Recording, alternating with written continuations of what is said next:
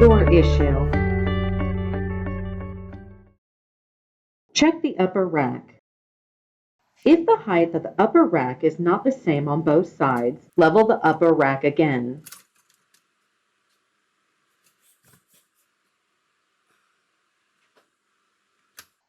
Visually inspect the interior of the dishwasher, including the racks for any packaging material.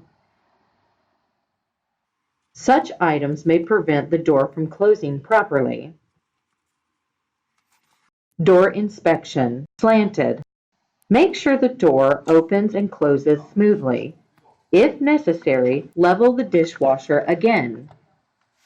Open the door 45 to 60 degrees and remove the lower cover by pushing the hook to the bottom side.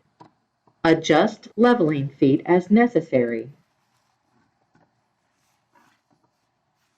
Check the top and corners of the door for distortion if there is any visible. This could be preventing the door from closing properly. Adjust the door by moving it from side to side.